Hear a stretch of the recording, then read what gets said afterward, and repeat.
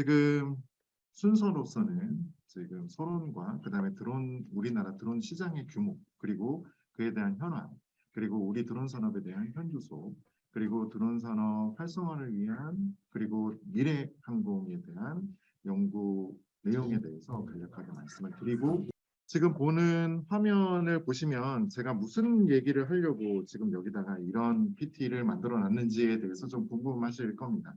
일단 맨 왼쪽 왼편에 오른 위쪽에 있는 이 그림은 혹시 아시는 분 계세요? 네, 맞습니다. 네. 화성이라는 말만 나오더라도 이제 이미 관심이 많으신 분이죠. 이름은 인저뉴어티라는 이름을 가진 놈의 드론이에요. 그 다음에 밑에 하단에 있는 그림은 사진은 뭐 전쟁을 하려고 지금 저렇게 드론이 많이 떠 있는 그런 거는 아닙니다. 지금 호주에서 활용되고 있는 지금 농업에서 활용하는 그런 드론의 모습을 보여주고 있어요. 이 두 장의 사진을 먼저 말씀을 드릴게요. 지금 여러분들 드론이 우리가 가장 쉽게 접할 수 있는 그 드론이라고 하는 것을 생각을 해볼 때 우리가 드론을 먼저 사야 되겠죠. 예, 그럼 살려면은 가장 먼저 우리가 접할 수 있는 데가 어디냐면 마트예요. 마트에 가서 어린이들이 가지고 노는 그런 드론들을 살 수밖에 없는 게 지금 현실이고요. 이마저도 이게 이제 이런 현상이 일어난 지가 채 몇 년이 안 됐어요. 마트에서 드론을 본 지가 채 몇 년이 안 됐다는 거죠. 우리가 인지를 못할 뿐이지. 그러면 그 이전에는 어떤 행위들이 있었냐면 소위 일부 이제 제가 어렸을 때이지만 소위 일부 좀 잘 산다라는 제 친구들이 모형 RC를 활용해가지고 자동차를 움직이든가 아니면 비행기를 날리던가 이런 행위들을 해왔었어요. 그런데 이것들을 마트에서 사건 아무튼 옛날에 RC를 하건 이것들을 실제 뜯어보면 그 안에 뭐가 있냐면 별게 없다. 정말 별게 없다. 뜯어보면 뭐가 있냐면 이제 가장 먼저 보이는 게 배터리가 보일 거고요. 그 다음에 조그만한 이제 컴퓨터 칩처럼 보이는 이런 것들이 보일 거고요. 그 다음에 이제 프로펠러를 구동하는 모터, 그 다음에 뭐 프로펠러, 그 다음에 이제 프레임, 뭐 이런 정도. 그 다음에 이제 조금 더 가격대가 나간다 싶으면 그 드론에 달려있는 카메라, 요 정도가 다일 거예요. 그런데 참 이상하죠. 이게 왜 4차 산업혁명이고 그 다음에 요 근래에 드론이 이제 상당히 유망하다. 그 다음에 이렇게 그냥 개념적으로 사람들은 얘기를 해요. 그런데 지금 이 사진이 그것을 제가 설명하기 위해서를 제가 사진을 설명을 드립니다. 지금 인저니어티라는 지금 화성에서 지금 현재 지금 이 시간에도 떠다니면서 자료 수집을 하고 있는 거. 그런데 여러분들 잘 생각을 해보세요. 채 2년 전, 3년 전만 해도 드론을 우주에서 활용할 거라고는 그 누구도 상상을 못했습니다. 몇 명 빼고는요. 나사에서 일하는 직원이죠. 그러니까 나사에서는 이런 이제 달 착륙 아니면 화성에 착륙해서 그 화성에 있는 대기 정보, 그 다음에 지질 정보, 여러 가지 조사해야 될 이런 우리 사람을 대신하는 이런 장비로서 드론을 활용한 지가 채 1년이 안 됐습니다. 누가 우주에서 드론을 활용할 거라고 생각을 했습니까? 공기역학적으로도 그렇고요. 그 다음에 환경적으로도 마찬가지예요. 우리의 대기 구조와 화성의 대기 구조는 분명히 틀립니다. 공기의 밀도가 틀리다라는 거죠. 공기의 밀도가 틀리기 때문에 프로펠러의 구조조차도 틀려야지 돼요. 왜?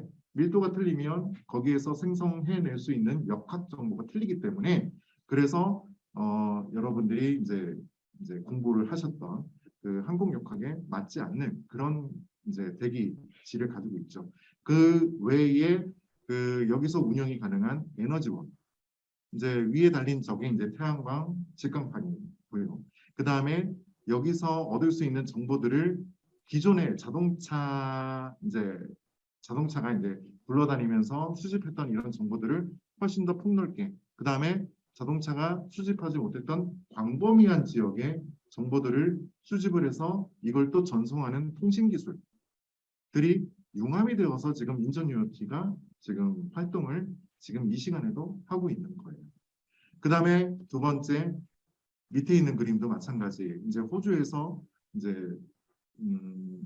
농작물이죠. 농작물들을 관리하는 것을 이전에는 경항공기, 그 다음에 헬리콥터가 해내던 것들을 지금 이렇게 한 사람이 지금 보이는 그림에는 5대밖에 안 되지만 이 5대의 드론을 조작을 하면서 이 드론이 조작이 되는 것은 전부 다 자율이라는 자동이라는 그런 개념들이 들어가서 서로 사람의 실수가 들어가더라도 부딪히지 않게 그 다음에 내가 미리 입력해 놓은 경로를 따라서 비행을 하는 그리고 그에 따르는 임무를 또한 하는 이런 세상이 오고 있어요. 제가 왜 이 두 장의 사진을 가지고서 이제 많은 시간을 투자를 해서 설명을 드리냐면 지금 우리는 제가 알기로도 2015년 이전에는 이 드론이 어떻게 활용되는지에 대해서 머릿속에 아무런 생각조차도 가지고 있지 않았었습니다. 그런데 2016년, 2017년 이렇게 한 해 한 해가 지나감에 따라서 무슨 일이 생기냐면 2016년에는 이 드론을 가지고서 이렇게 활용하면 좋겠어 라고 해서 사람들이 그 부분을 드론 가지고 활용을 하기 시작한 거예요. 가장 먼저 시작한 게 조사된 바로는 농업 분야에 활용을 하기 시작을 했었습니다. 농업에서 이제 그 헬기가 담당하던 그런 농약 뿌리기에서의 농약 뿌리는 장치를 드론으로 대체를 하기 시작을 했던 거예요. 그리고 2017년이 되니까 이게 농약 뿌리는 거 말고도 이런 거를 좀 활용하면 좋겠어. 어떤 거? 여러분들 성수대교나 이런 이제 그 건축물에 대해서 점검을 하는 것. 근데 점검을 하는데 전부 다 일일이 사람이 들어가서 해요. 그 사람이 들어가서 하는데 사람이 결국은 들어가지 못하는 지역은 생겨요. 그게 이제 전문용어로 말하면 음영 지역인 거죠. 음영 지역에 대해서 그 드론을 활용하기 시작했어요. 그런데 이 음영 지역에서 드론을 활용하는 것조차 더 쉬울 것 같지만 그렇지가 않더라는 겁니다. 왜? 드론을 움직이는 기반은 일단 통신이 유지가 되는 기반이 되어야지 돼요. 그 통신이 통신이 이제 그 원활하게 수신이 돼야지 되는데 지금 다리 밑 같은 경우는 그 여러분들이 생각하는 그 핸드폰의 그런 통신뿐만이 아니라 자기가 자기 위치를 알아야 되는 GPS라는 정보들을 받지를 못하는 음영 지역이 되는 것이죠. 그래서 그 음영 지역을 해소할 수 있는 어떠한 기술들을 개발을 하기 시작을 했어요. 자, 이런 식으로 해서 시설물도 드론으로 점검을 하고 그 다음에 풍력 발전기 이런 것들도 드론으로 점검을 하고 그러다 보니까 이 드론 가지고서 어디서 A 지점에서 B 지점까지 무엇을 가지고 실어 나를 수도 있겠네. 상당히 쉬운 개념에서부터 시작을 했어요. 그래서 아마존이나 아니면 구글 같은 데서 생산하는 기업은 아니죠. 아마존이. 배송할 수 있는 그런 아이템들을 골라서 드론으로 실시간 배송을 해주는 그런 시범들을 몇 번 했었고 우리나라도 그에 따르는 시범을 거쳤습니다. 자, 결국은 제가 드리려고 하는 말씀은 이런 사례들이 있다라는 게 중요한 게 아니라 한 해가 지나면 지날수록 이런 드론을 활용해서 하고자 하는 그리고 할 수 있는 그 에어리어들이 점점 늘어나고 그 부분에 대해서 우리가 상상을 할 수 있다라는 것. 그래서 제가 첫 번째로 집어넣었던 이 화성에서 움직이는 이 드론 같은 경우는 저가 그렇게 대단한 게 아니라 어느 누구도 우주에서 드론을 활용하는 것을 상상을 하지는 않았는데 드론이 그 부분을 또한 대신해주는 사람의 역할을 또한 대신해주는 역할을 하고 있는 이런 부분들 해서 드론의 잠재성은 무한한 것으로 판단이 되어지고 있고 이게 또한 과학에서의 또 새로운 우리가 연구해야 될 부분이다라고 판단을 하고 이 4차 산업혁명의 한 꼭지로서 이제 드론이 그 하나의 장르를 또한 가지게 되는 겁니다. 그래서 결국 최종적으로는 오른쪽에서 보는 이제 우리 머리 위로 날아다니는 이런 세상을 우리 세대는 아닐 거예요.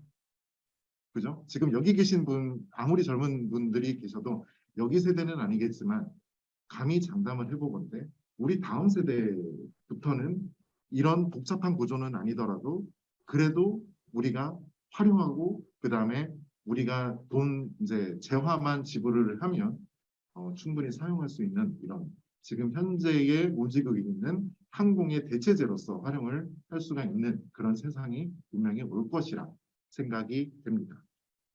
지금 보면 South Korea taking a major place in the global drone industry라고 해서 해외 언론에 나온 거예요. 이거는 제가 직접 경험한 거기 때문에 2021년 월드뱅크라는 국제기구에서 저희 국토부 기관으로 연락이 왔어요. 연락이 왔고 미팅을 수차례 시행을 했었습니다. 어떤 미팅이냐? 자, 그 아프리카에서 그 드론의 수요가 많은 것을 받아들여서 월드뱅크 주관으로 해서 거기서 포럼이라는 컨퍼런스를 진행을 하고 박람회를 진행을 하면서 뭘 할 거냐? 경진대회를 한번 개최를 하고자 한다. 그래서 그 경진대회에 참여를 하고 그 다음에 컨퍼런스에도 우리나라가 좀 참여를 해주십사라는 요청이 와서 저희도 약 3개월의 짧은 기간을 거쳐서 사업자들을 선발을 하고 그 다음에 대한민국 대표단을 그 아프리카 르완다에 저를 포함해서 참석을 한 바가 있었습니다. 거기에 컨퍼런스에 발표를 하고 뭐 이런 내용이 아니라 저는 경진대회를 얘기를 하는 거예요. 그 경진대회 미션이라고 하는 것이 이런 겁니다. 장소는 르완다였어요. 르완다는 아프리카 중부에 있는 조그마한 국가이고요. 그 르완다에 있는 키갈리 호수라는 곳이 있습니다. 그 키갈리 호수가 상당히 넓어요. 그 상당히 넓은 그 에어리어를 한 바퀴 돌고 그 다음에 그 중간에 있는 섬에다가 싣고 있는 12km 이상의 화물을 내리고 그 다음에 내린 것에 대해서 정확하게 지점은 플러스 마이너스 1m 그러니까 내리려는 그 십자가 지점에 플러스 마이너스 1m를 벗어나게 되면 아웃이 되는 거죠. 자, 그 다음에 다시금 거기서 실어주는 또 다른 화물을 싣고 그 다음에 호수를 한 바퀴 돈 다음에 다시 원점 회귀하는 이런 미션을 가지고서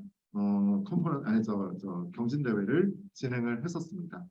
이 경진대회를 진행하는데 저희는 진짜 별 기대를 안 했어요. 왜?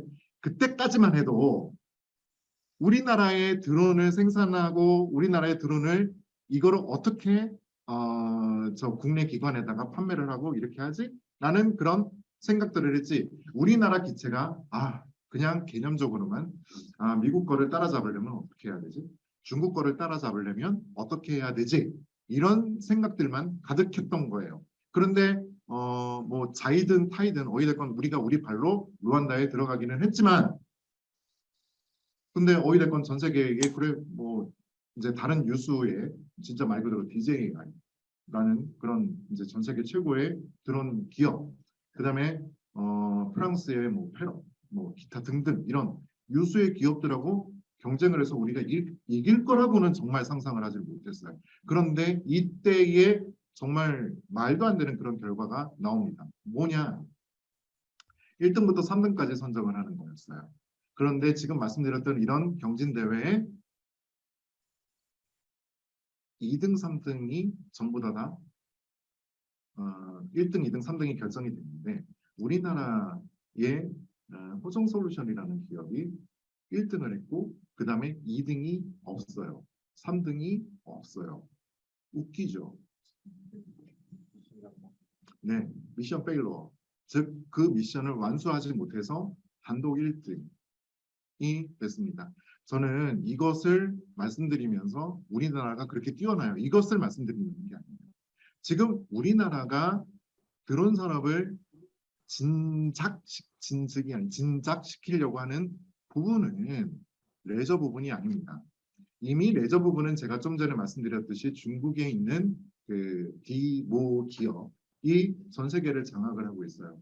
그런데 전 세계에서 바라보는 드론의 잠재성, 가능성 부분을 레저 부분의 드론을 두고 얘기를 하고 있지 않습니다. 산업 부분에 대해서의 드론을 활용하려고 하고 그다음에 그 산업 부분의 드론을 활용하면서 점점 더 그 크기를 키우고 그다음에 그 임무를 다양화해서 그 중에 하나로 UAM이라는 그런 에어택시 그다음에 파브라는 소위 말하는 그런 기체로서의 이제 성장을 바라보고 있는 거예요. 아무튼 지금 이 ADF라는 그 포럼 아프리카에서 열린 이 포럼에서 우리나라의 실적이 이제 전 세계 1등. 즉 뭐냐면 우리가 우물 아니라고 흔히 생각을 하는 우리는 그냥 어느 정도겠지라는 이런 것이 아니라는 거죠. 다른 나라도 마찬가지예요. 이 드론이 각 국가 간에 서로의 기술 공유나 이런 것들이 잘 안 되는 산업이었었습니다. 특히 항공은 왜 그런 배리어나 이제 벽이 있었던 거죠. 이 드론은 수출을 하거나 할 때에 전쟁 물자로 판단이 돼서 이제 상당히 수출하는데 그 증빙 자료나 이런 것들이 상당히 힘들어요. 그래서 물류하시는 분들이 그런 부분에 대한 제도 개선을 좀 해주셔야 될 부분이 좀 있기는 하지만 어찌됐건 간에 우리나라 기술이 그렇게 낙후되거나 아니면 이제 뭐 중간 정도도 못 따라가는 거 아니냐라는 부분에 대해서를 제가 반론으로서 먼저 소개하면서 이제 말씀을 드렸습니다. 네, 통계를 한번 보시면요. 전 세계 드론 시장은 20년 기준 약 225억, 그리고 연평균 20년 기준으로 13.8% 성장을 하겠다고 예상을 했고요. 25년도에 전 세계 428억 불을 예상을 하고 있다. 그 다음에 상업용 드론 시장의 하드웨어 부분은 79%, 죄송합니다. 상업용 드론 시장은 하드웨어 부분하고 소프트웨어 부분 이 두 가지로 이렇게 나눠서 통계를 내봤는데 활용 부분이 79%로 상당히 많이 있다. 이 활용 부분이라고 하는 게 제가 좀 전에 설명드렸던 농업용으로 활용을 한다든가 아니면 요즘 여러분들 이런 데서 많이 보죠. 드라마에서 많이 보죠. 드론을 보는 게 아니라 드라마를 보는 거예요. 근데 그 드라마를 보는데 촬영 감독들이 지금은 거의 10명이면 9명, 8명이 이 드론 종사자 자격증을 취득을 하고 그다음에 그 사람들이 촬영한 화면들을 여러분들은 보고 계시는 거죠. 그리고 이제 하드웨어가 이제 드론 제조죠. 드론 제조 분야가 이제 16%, 그다음에 소프트웨어 부분으로. 그리고 이 전 세계 리포트에서 볼 때의 주요 분야라고 판단하고 있는 것들은 뭐냐면 이건 우리나라의 경우는 아니에요. 에너지 분야. 에너지 분야에 뭐가 정유소나 송전탑 점검하는데 가장 큰 포션을 차지를 한다. 정유소 같은 경우는 뭔지 아시죠? 파이프라인을 점검하는데 드론이 너무 유용한 거예요. 우리나라도 마찬가지로 이제 파이프라인은 존재하지만 이제 사막 같은 지역, 그다음에 러시아 같은 지역, 이제 미국 같은 지역은 이 파이프라인 점검을 하는 것에 드론이 너무 유용하게 사용이 되고요. 그다음에 건설의 현장 조사, 그다음에 요즘에 대해서 안전 관리, 그다음에 교통 물류 부분에서 상당히 많은 22억 불이라는 그런 재고 관리도 그렇고요. 해서 22억 불, 그다음에 농업 부분 해서 농업 부분이 점점 이제 포션을 줄여가고 있는 형태입니다. 네, 다음 보시는 화면은 세계 시장 전망이에요. 이거는 금년도 자료니까 상당히 따뜻하죠. 세계 시장 전망 연평균 성장률을 10.3%로 잡고 있습니다. 그런데 우리나라가 이제 7.4%의 성장 예측을 당했어요. 이 7.4%의 성장률이라고 하는 것은 미국, 중국, 일본의 앞선 성장 예상 수치입니다. 네, 시장 전망 이게 커머셜 드론에 대해서 마찬가지. 이 부분은 활용 분야에 대해서인데요. 활용 분야에 대해서는 연평균 성장률을 8%로 예측을 하고 있는데 2030년까지. 그런데 그럼 우리나라 같은 경우는 8% 이제 전 세계 성장률을 상회해서 9.4%의 성장률을 예측을 하고 있습니다. 이 수치 마찬가지로 중국과 미국 그리고 일본을 앞서는 수치예요. 무슨 말이냐면 우리나라 같은 경우는 우리가 처한 현황에 대해서 드론이 상당히 많은 가능성을 내포를 하고 있고 그 다음에 또한 사용자 또한 드론을 활용을 하려고 하는 그런 마음들을 가지고 있다라는 것을 보여주는 전 세계 전망입니다. 지금 전체적으로 이제 여기쯤에 와서 저희가 정리를 좀 해야 되는데 그 정리를 해야 되는 부분에 대해서 좀 설명을 드릴게요. 우리나라에 드론 활용을 하겠다라고 하는 저 등록 건수가 17년에는 약 1,500개 정도에 그쳤었습니다. 그런데 21년 6월 수치를 보게 되면은 이게 4,000여 개로 증가를 했어요. 그래서 드론 산업은 어찌됐건 양쪽으로 지금은 증가를 하고 있는 형태고요. 그런데도 불구하고 사업 분야는 일부 분야에 집중이 되어져 있다. 그러면 그 일부 분야는 바로 밑에 있는 별표를 보시면 아시겠지만 촬영 분야, 그 다음에 측량하는 분야, 이제 공간 정보죠. 공간 정보 분야에 그리고 아직까지 농업 분야에 이 부분이 치중이 되어져 있는 게 지금 현재 통계를 보고 판단을 할 수 있는 부분이고요. 그 다음에 이제 인구 밀집 지역 내에서 드론 사고에 대한 그럼에도 불구하고 인구 밀집 지역에서 드론 사고에 대한 위험 그리고 불법 촬영 등에 대한 문제 즉 내가 가지고 있는 드론이 이제 누가 누구를 찍는지 모르는 상태에서 이제 찍히는 사람 같은 경우는 불쾌하다라는 부분을 넘어서 이게 이제 법적으로 문제가 되느냐 안 되느냐 이런 부분들에 대한 국민적인 불안감은 아직까지 있는 상태입니다. 그리고 불법 비행에 대한 관리나 안전관리 체계가 이제 열심히 지금 정부에서도 구축을 하려고 노력을 하고 있고요. 해서 결론적으로는 이런 드론 개발을 위해서 우리가 어떤 행위들을 해야 되는지에 대한 문제가 남는 거라 판단이 되어지고 있습니다. 지금 드론 산업 현주소라는 제목을 가지고 지금 제가 드론 정보 포털이라는 URL을 말씀을 드리려고 해요. 지금 드론 정보 포털은 뭐 언제 어디서건 지금 핸드폰으로 확인을 해보실 수가 있는 정보 포털 사이트입니다. 내용을 보시면은 드론 소식, 드론 정보, 드론 비행, 뭐 드론 법률, 드론 자료실 여러 가지 정보들이 여기에 들어가 있는데 제가 여기서 설명하고자 하는 내용은 우리나라의 드론 제조 그리고 활용 사업체에 대해서 검색을 여기서 해보실 수가 있어요. 이 드론 정보 포털의 개념은 원래는 이런 개념이었습니다. 드론을 활용하고자 하는 게 여기 계신 개인이 많은 게 아니라 지금 산업용 드론 같은 경우는 거의 대부분이 국가기관이나 아니면 공공기관, 지자체가 그 활용 수요를 창출을 해내고 있어요.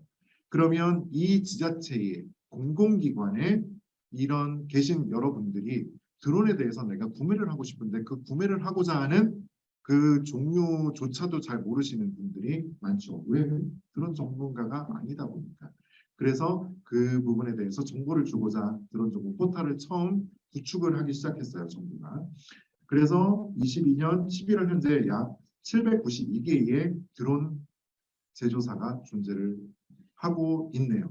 여기에 있는 정보는 어떤 조사에 의해서 여기에 실린 게 아니라 직접 제조하는 그 제조사들이 직접 여기다 입력을 해서 회사 정보 그리고 판매되는 드론에 대한 이제 홍보 이런 부분을 할 수가 있기 때문에 나름 상당히 정확한 그런 통계 조사라고 보여집니다. 세부적으로 좀 살펴보면은 왼쪽에 표를 보시면 우리 회사는 서베일런스 감시 하는 회사다라고 하는 회사의 종류가 가장 많았었고요. 그 다음에 이제 택배, 물류 부분에 드론을 판매한다라고 하는 부분이 총 64개 해서 지금 드론이 물류에 활용되는 부분들이 이렇게 활용을 하기 위해서 회사가 설립되는 그런 부분들이 지금 현재 늘어나고 있는 그런 추세로 보여집니다. 국내 업체입니다. 네, 국내 업체입니다. 네. 자, 그러면 지금부터는 이제 챕터를 좀 달리해서 이런 드론 산업을 제가 여태까지는 통계 위주로 그 다음에 전 세계 통계나 국내 통계 그 다음에 국내 사례 위주로 해서 제가 설명을 드렸는데 그러면 이게 그냥 저절로 이렇게 양적으로 성장이 되고 질적으로 성장이 되고 하는 것인지에 대해서 설명을 드리려고 이제 정책적인 부분을 간략하게 좀 설명을 드리려고 해요. 정부는 그냥 가만히 냅두고 그냥 자유시장에 맡기는지에 대해서를 설명을 드리겠습니다. 자, 물론 아니라는 것 때문에 제가 이런 말을 드리는 거죠. 일단 드론이 그 비행을 하고 어떤 임무를 가지고서 어떤 미션을 수행하기 위해서는 여러 가지 제도적으로 뒷받침돼야 되는 것들이 있습니다. 그 제도적으로 뒷받침돼야 되는 것 중에 가장 크리티컬하고 그다음에 가장 사업자분들이 직접 해결을 할 수 없는 그런 분야들이 있어요. 법제도들이 있다는 거죠. 그런 법제도들이 어떤 것들이냐? 특별가망증명. 제가 오른쪽에 특별자료 지금 표시에 특별가망증명, 그 다음에 비행허가, 그 다음에 시험비행허가, 안전성 인증, 그 다음에 비행승인, 특별비행승인, 그 다음에 전파적 합성 이렇게 구분을 했어요. 무슨 소리냐면 특별가망증명 같은 경우는 여러분들 어찌됐건 드론은 그냥 무식한 얘기로 법적인 구분 뭐 이런 것들을 다 떠나서 드론은 항공기예요. 자동차 아니죠. 배 아니에요. 항공기입니다. 이게 항공안전법에 나와진 정의예요. 이제 거기에서 이제 뭐 이제 경량항공이냐, 초경량항공이냐, 그 다음에 이게 비행선이냐, 무인 비행장치냐, 뭐 이런 식으로 나눠지는 거는 여러분들 아마 그 개인적으로 공부를 하실 때, 학교에서 공부를 하실 때 다 배우셨을 거예요. 어찌됐건 항공이에요. 그러면 이 항공기가 개발이 됐으면 지금까지는 법에는 그런 것들이 없었어요. 드론이라는 개념이 없었잖아요. 그죠? 그러면 모든 항공기는 개발이 되고 내가 연구실에서 이걸 막 만들었어요. 막 뭐 연구하고 캐드로 이제 설계를 하고 그다음에 이제 프레임을 깎아서 막 이렇게 만들었어요. 그럼 만든 걸 가지고서 어딘가에서 시험 비행을 해봐야 돼요. 그런데 그것을 그냥 비행을 하면 그 부분은 불법이 되는 거죠. 왜? 내가 하는 행위가 나는 아주 순수한 연구 행위일지언정 다른 사람의 위해를 가할 수가 있는 거기 때문에 그렇습니다.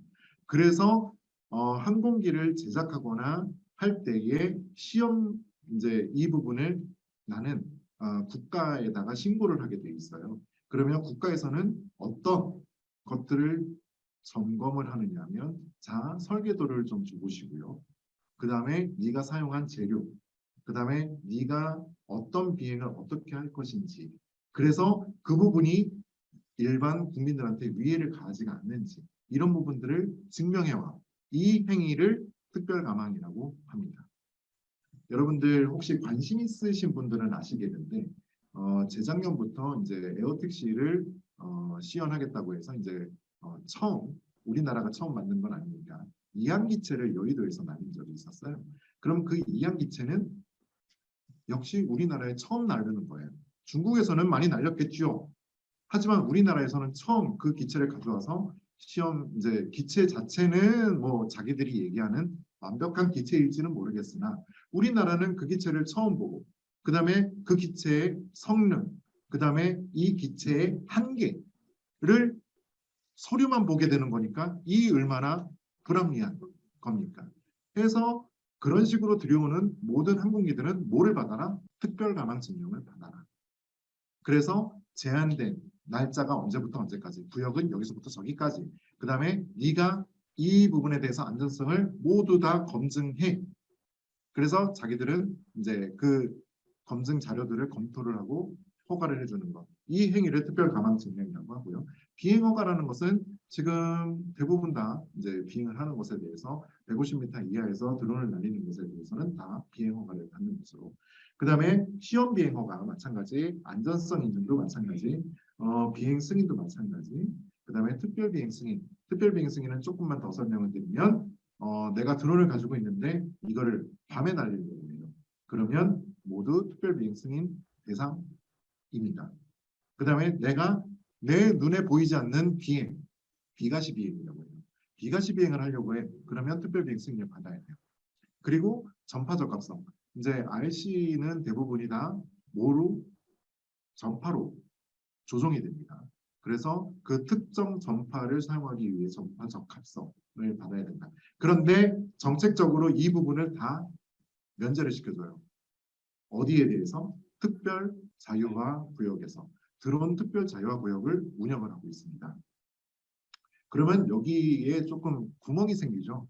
저 특별 자유화 구역으로 지정된 지역에서는 그러면 그 어느 누구나 그 지역에서 다 이 행위를 면제받고 비행을 할 수 있는 거네라고 얘기를 하시면 이제 정책적으로 빵꾸가 나게 되는 거예요.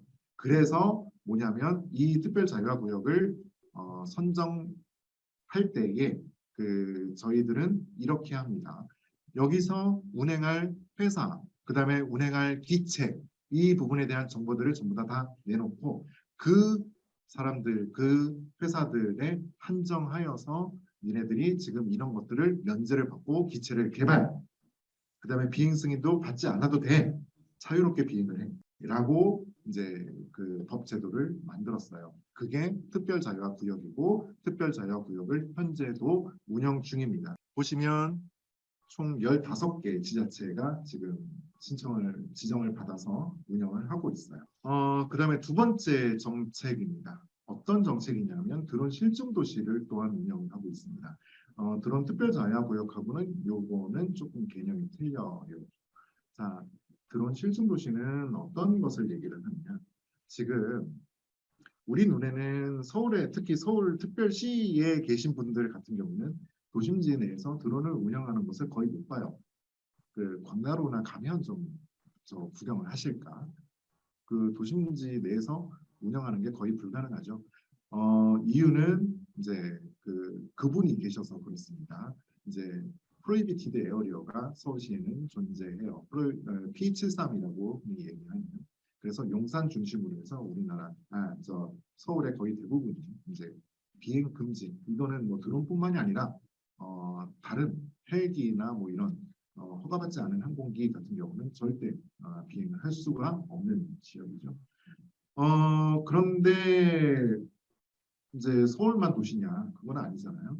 서울 이외의 나머지 도심지 같은 경우에는 도심지에서 이게 드론을 활용을 해라라고 우리가 아무리 얘기를 해도 그 부분에 대해서 항상 회사들은 어디서 활용을 하느냐? 다 논바닥, 호수, 사람이 없는 지역에서만 운영을 해요. 그러니까 이게 이제 그 몰래 하는 것도 아니고 이제 그런 부분들을 도심지에 끌고 오려는 정책을 이제 하려고 드론 실증도시라는 이런 이름으로 재정 사업을 또한 수행을 합니다. 지자체별로 도심 내 드론을 활용하고자 하는 그런 유스 케이스를 직접적으로 니네들이 발굴을 해. 그래서 거기에 대한 상용화 계획을 계획서로 제출을 하고 그 다음에 그 계획서로 제출한 것을 평가를 받아서 이제 평가에 통과가 되면 재정 지원을 해준다라는 사업이 이제 드론 실증도시 구축 사업이에요. 그래서 거기에 대한 효과로서 결과치가 어떻게 나왔느냐? 안심기가 서비스가 지금 현재 진행이 되고 있고요.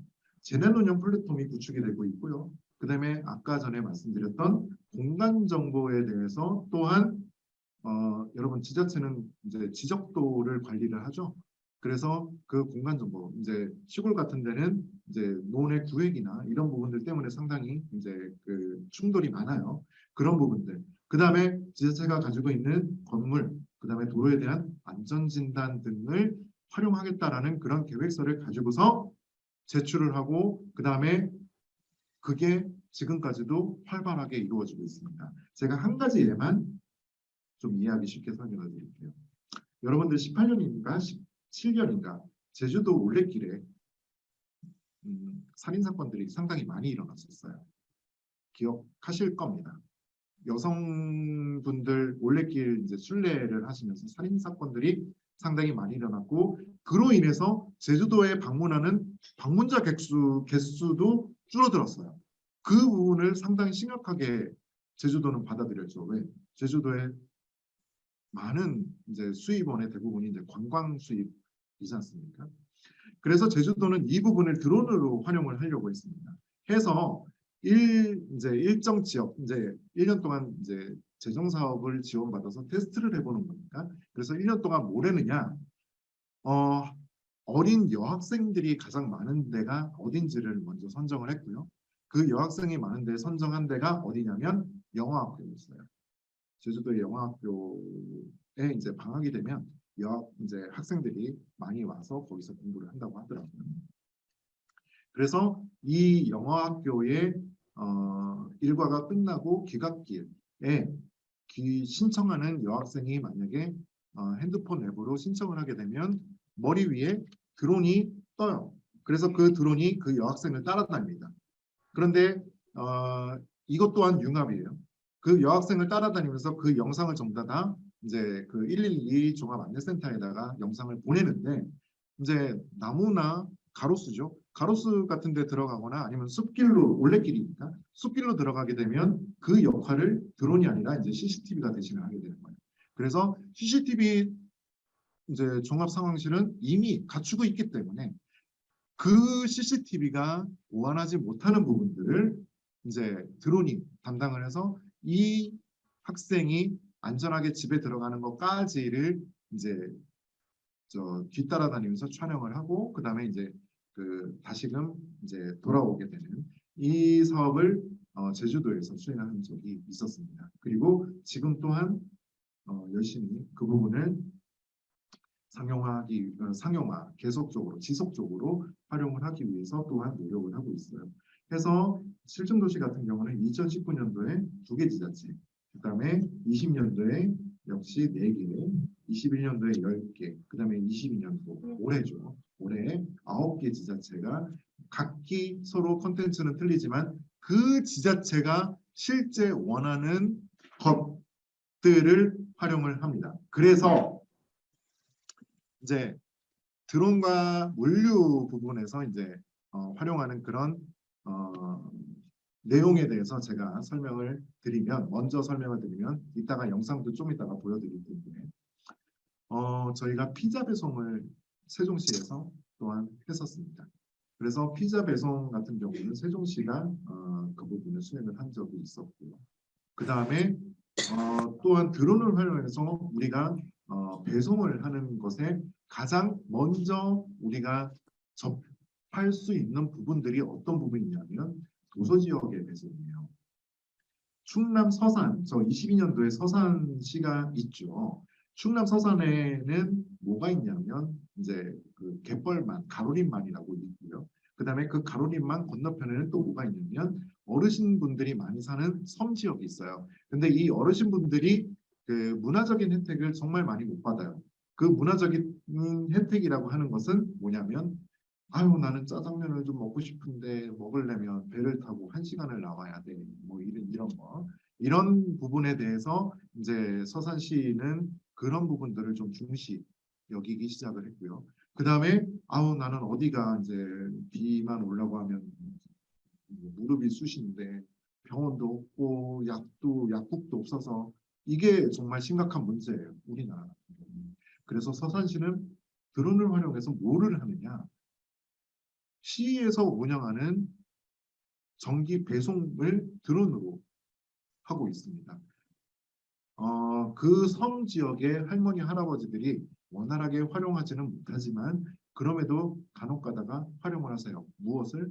앱을 깔아서 그 앱에서 편의점, 그 다음에 무슨 반점, 이건 제가 실제로 본 거예요. 편의점, 무슨 반점, 어디 약국 해서 그 버튼을 누르게 되면 이제 그 드론으로 배송할 수 있는 이제 의사의 처방을 받지 않아도 되는 그런 약에 대해서 배송을. 두 번째는 내가 짜장면을 먹고 싶은데 배로 하면 다 불어 터지죠. 그래서 드론으로 빠른 배송, 그러니까 20분 정도 배송이죠. 못해도 탕수육은 드실 거예요. 짜장이나 짬뽕은 아니더라도 못해도 탕수육은 드실 거라 생각이 드는데 아무튼 그리고 편의점 물품들 이런 부분들을 이제 배송을 해주는 그런 신청 사업을 현재 하고 있고 그것을 드론 실증 도시라 명칭을 해서 불러주고 있습니다. 네, 그 다음에는 드론 규제 샌드박스를 정책적으로 또한 지원을 하고 있어요. 규제 샌드박스라는 이런 명칭에 함몰되지 마시고요. 그냥 제가 설명하는 것처럼 뭐냐면 이게 아까 전에도 얘기를 했지만 드론의 기술을 말씀을 드릴 때는 드론 비즈니스 모델, 활용 분야, 이 활용 분야를 그냥 정부에서 그냥 그냥 이제 사회가 그냥 가게끔 내버려두는 그런 자율 경쟁 체계로 내버려두면 아직까지도 농업, 아직까지도 촬영 이런 부분으로 그냥 정체가 되어져 있을 거예요.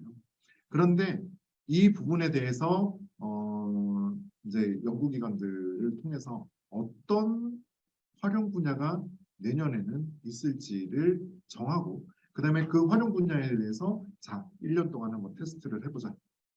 1년 동안 테스트를 해보고 대신에 너네들은 드론 제조업체만 데리고 오는 게 아니라 수요처를 같이 데리고 와. 그래서 같이 컨소시엄을 맺고 한번 1년 동안 열심히 사업을 해보고 그 사업 결과를 보고 결과가 좋으면 그러면 내후년도에 그 부분에 대해서 예산 지원을 해줄게라는 부분입니다. 해서 어떤 부분들이 발전이 됐느냐? 맨 왼쪽 그림을 보면 저게 무슨 그림일게요? 네, 드론쇼입니다. 이 드론쇼에 대해서는 제가 할 얘기가 좀 많아요. 여러분들이 처음 드론쇼를 구경하게 된 게 언제인지 혹시 아세요? 전 국민적으로. 어디요? 네, 맞습니다. 그 평창올림픽에서 처음 드론쇼를 접하게 됐어요. 평창올림픽 개막식이에요? 폐막식이에요? 제가 기억하기는 폐막식입니다. 네, 폐막식. 왜냐하면 밤이라서. 그게 어떤 기업인지도 아세요? 혹시? 저는 당연히 알 수밖에 없었던 위치에 있었고요. 네, 인텔이죠. 인텔사에서 IOC하고 계약을 맺어가지고 도쿄올림픽에서도 했어요. 그러니까 IOC가 평창올림픽을 위해서만 계약한 게 아니라 앞으로 있을 3회의 올림픽에서 자기들의 드론쇼를 선보이겠다라고 계약을 하고 그 다음에 평창부터 선보이게 된 겁니다. 되게 부러웠어요. 저는 왜 알았냐면 그때 특별비행 승인 이거 야간에 날리는 거기 때문에 특별비행 승인을 하러 이제 폐막식 현장에 가 있었거든요. 근처에 오지도 못하게 해요. 저희 빼고는. 이게 이제 평창 이제 메인 스테디움 바로 옆에 있는 옆 건물의 옥상에다가 이게 아마 1,000몇백 대였을 텐데 1,800대인가 아마 그랬을 겁니다. 1,800대의 드론을 전개를 해놓고 다른 이제 민간인들이나 뭐 이런 사람들은 근처에 오지도 못하게 하고요. 왜? 자기들 정보 빼가니까. 예. 그리고 자기들 시스템. 왜? 근데 저희는 알아야 되잖아요. 얘네들이 어떤 안전장치를 가지고서 어떻게 할 건데 라는 부분에 대해서 우리도 승인을 해줘야 되기 때문에 그런 부분들을 확인해야 되잖아요. 그러면 그런 부분에 대해서 확인을 하기 위해서 어쩔 수 없이 저는 들어가게 됐었지만 어찌됐건 그런 부분들을 보고 아 이런 시스템으로 얘네들이 이렇게 구성을 하는구나. 이렇게 멋진 그림들을 구현을 해내는구나. 그리고 부딪히지 않는구나. 뭐 때문에? 부딪히는 것 때문에 부딪혀서 이게 이제 자유도로 낙하를 하게 되면 이제 진짜 말 그대로 폭망하게 되는 거잖아요. 물론 인텔은 인텔대로 폭망하지만 우리는 우리대로 평창 올림픽 자체가 엉망진창이 돼버리는 거거든요. 그래서 상당히 많이 긴장을 했었던 건데 아무튼 어찌됐건 성공적으로 잘 선보였어요. 근데 그때 이후로 저희가 좀 전에 보여드렸던 규제 샌드박스 사업에 사업자를 선정을 해서 그 선정된 사업자한테 집중적으로 지원을 하기 시작을 했습니다. 지금 현재는 어떻게 되어 있냐면 인텔은 이 드론 쇼 아트 부분에 대해서 손을 놨어요. 안 해요. 그 이유가 참 재밌어요. 우리나라 기업 때문에. 전 세계 아트쇼는 우리나라 기업이 지금 가장 최고의 위치에 있습니다. 수출액도 상당해요. 90억 불.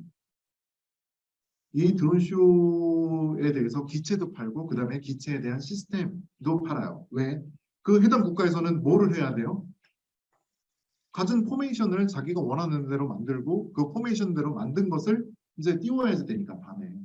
그러면 그런 부분에 대해서도 상당히 이제 키오스크라고 해야 되나 이제 상당히 쉽게 이제 만들어져야지 되고 이런 부분들을 해야지 된다나요?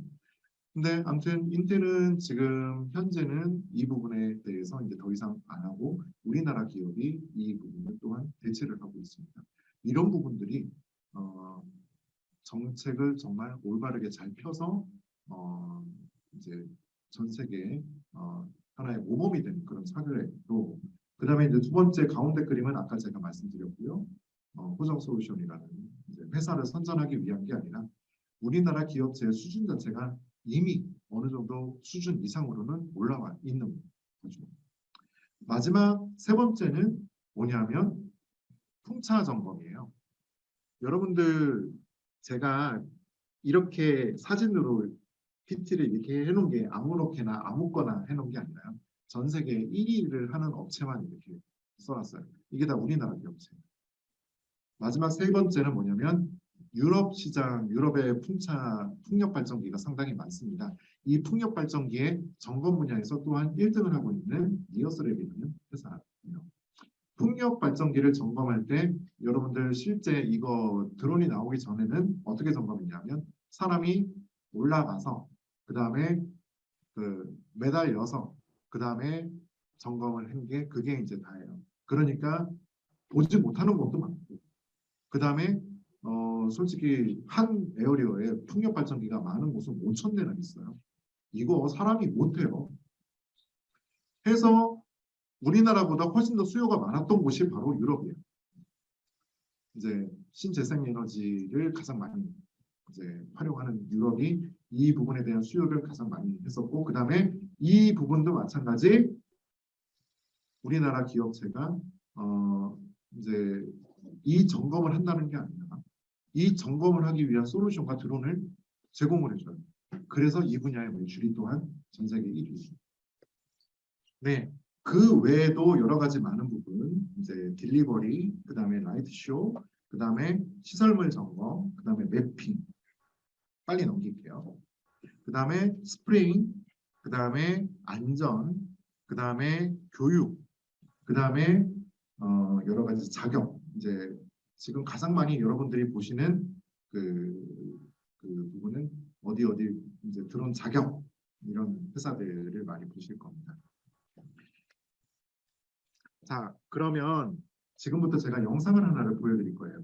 지금까지 제가 선전드린 이 부분에 대해서 어떤 식의 진짜 기술이 되고 있는지에 대해서 영상을 보여드리는 게 맞죠. 제 말은 너무 말이 많아지면 이게 거짓말인지도 모르고 이제 진짜인지도 모르고 그래서 실제 이게 어떻게 진행이 되고 있는지를 한번 영상으로 시청을 하시겠습니다. 네, 지금 보시면 지금 드론 스테이션을 활용해가지고 드론이 떴고요. 지금 전체는 아니고 어찌됐건 지금 영상은 그 21년도에 이제 대한민국 드론 박람회에서 시연을 했던 영상입니다. 지금 보시는 것은 유선 드론인데요.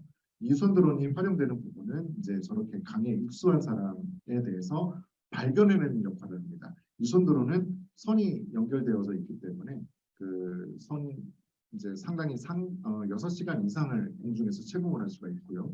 그리고 이제 지금 수소 드론 이제 또 다른 드론이 이제 좀 전에 그 사람한테 이제 튜브를 던져줬죠.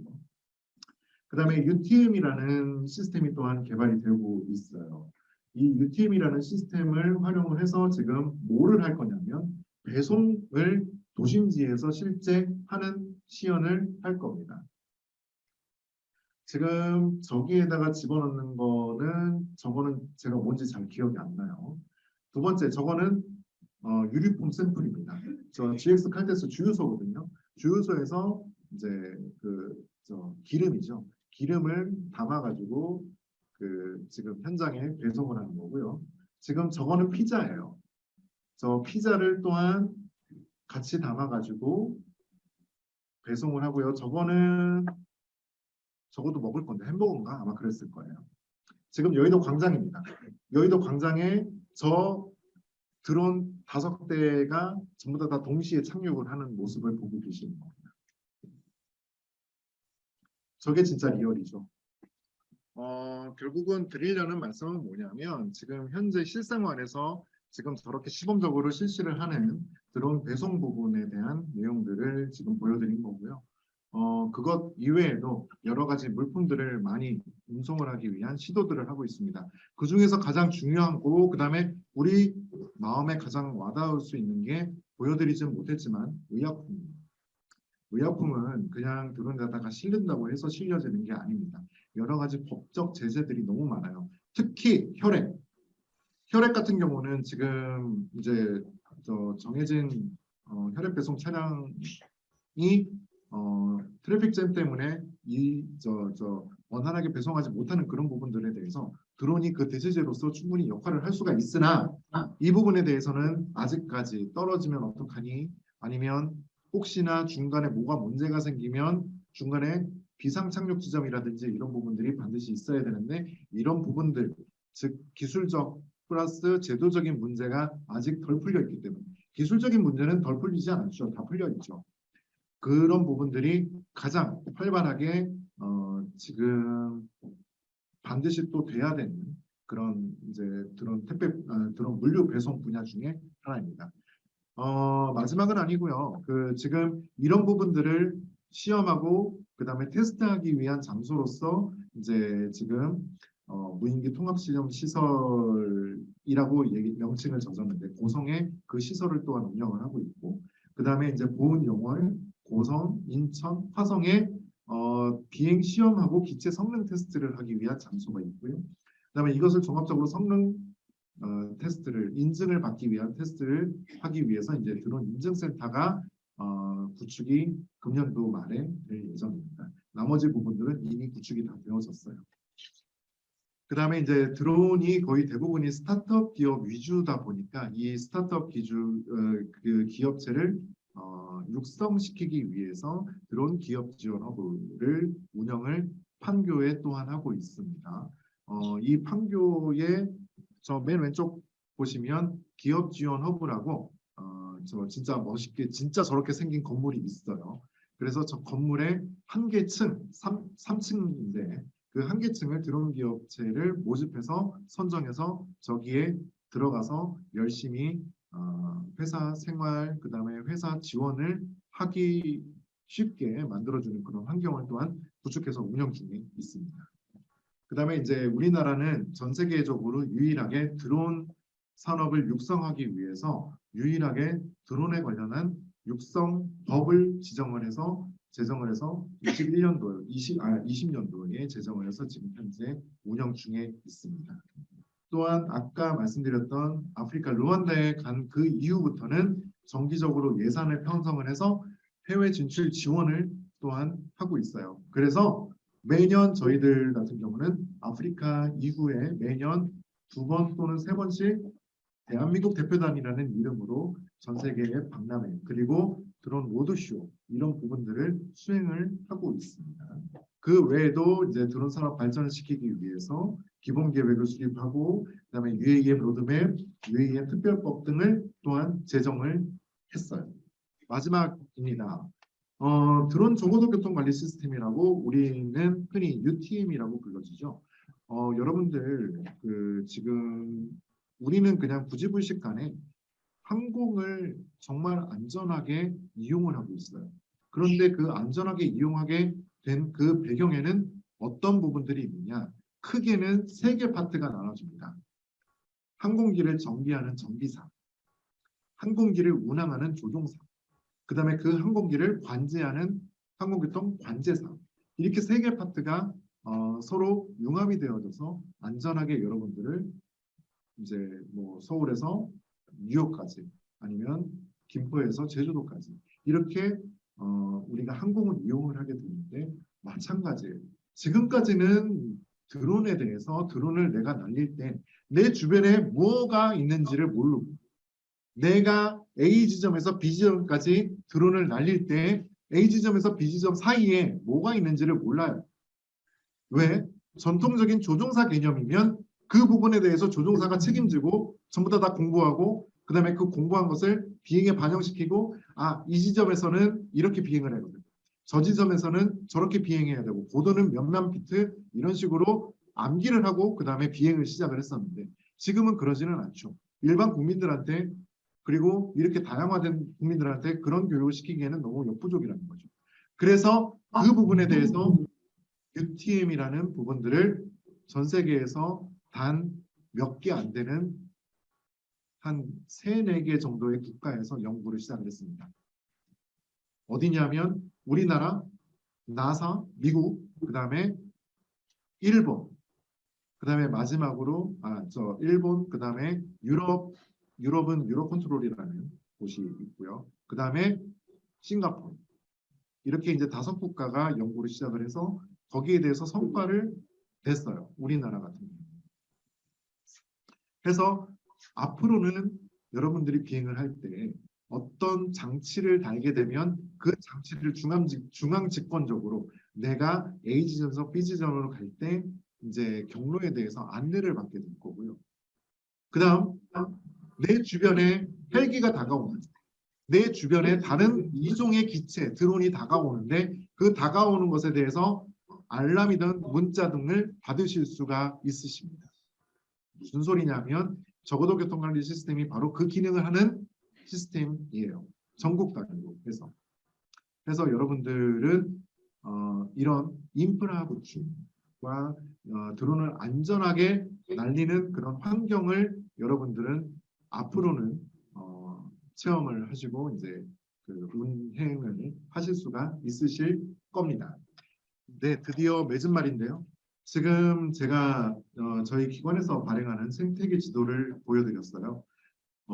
제가 왜 이거를 보여드렸냐면 제가 이 업무를 시작을 할 때 처음에 이 생태계 지도를 만들었거든요.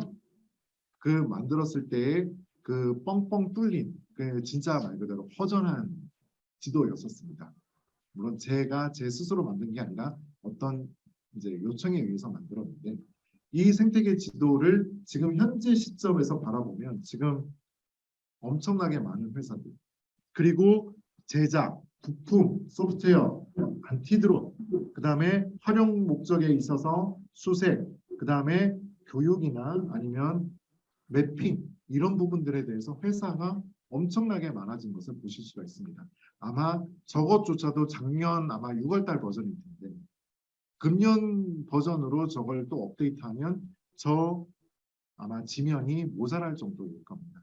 그래서 지금 드론 산업에 대해서 기술과 그 다음에 산업 자체를 활성화시키고 그 다음에 발전시키기 위해서 지금 연구기관과 그 다음에 정부기관이 어떻게 협력해서 어떤 식으로 정책을 펴나가고 어떤 식으로 그 기술이 그 형성이 되어서 나가는지 부분에 대해서 좀 짧지만 간략하게 설명을 드리고 오늘 강의를 마치도록 하겠습니다. 많은 시간 동안 집중해 주시고 들어주셔서 감사합니다.